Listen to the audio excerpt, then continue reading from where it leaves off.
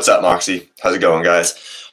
HomeWOD day number 54 is what we're talking about today, right? It's been almost a full 8 weeks since we started this whole HomeWOD progression. And today we are actually going to be retesting our original home workout, okay? The workout is called Adamantium. It's 4 rounds for time of a 400-meter run and 50 air squats, all right?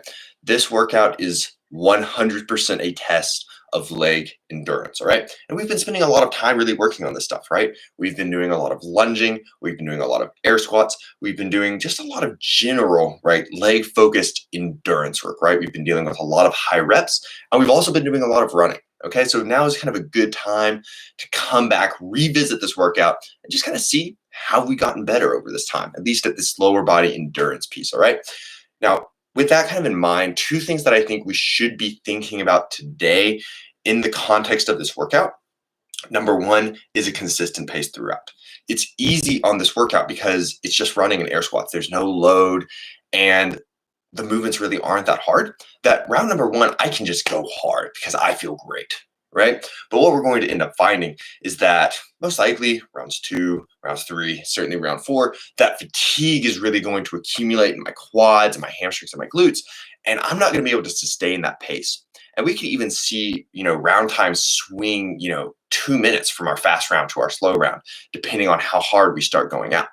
So we want to avoid that as much as we can. So let's be thinking, whenever we're warming up, whenever we're doing those tester rounds, what's a sustainable pace for me, right? We've been doing a lot of running, so hopefully we kind of have an idea of what that is.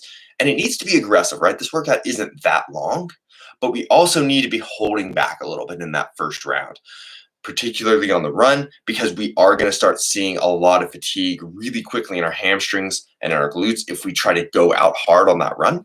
But we also have to be thinking conservatively a little bit on the air squats as well, right? We don't want to just try to crank through 50 air squats like a piston on the first round, but only be doing 1 rep every 2 or 3 seconds on that last round, okay?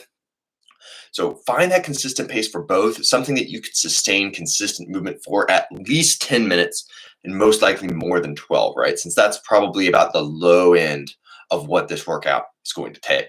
Now, one thing that could be helpful for some of this stuff is thinking about cadence on our run, right?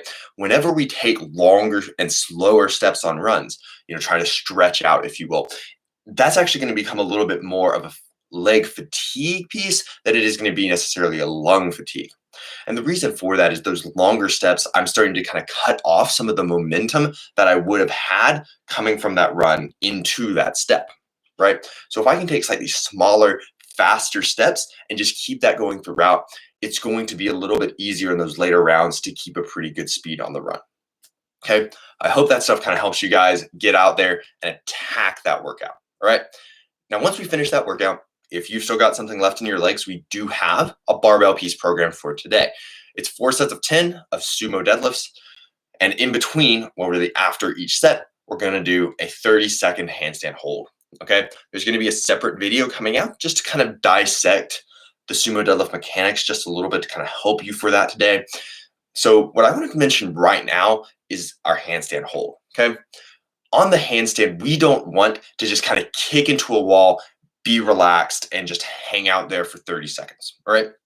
The goal here is to really challenge our midline, our shoulder stability, and our balance, okay? Now, we're not gonna be training handstand walking today, even if that's something that we can do, all right? So if we feel comfortable, maybe handstand walking, but we can't do a freestanding handstand hold, today that's gonna be the focus. One thing that we can do maybe is just try to set out like a box, maybe something like 4 feet by 4 feet, and try to stand within that box for, 30 seconds or something like that. But if we don't even really have that comfort level with a freestanding handstand, what we want to then do is wall walk into a handstand against the wall. And then we're going to try to hold ourselves kind of as close to that wall as we can in a relatively hollowed position.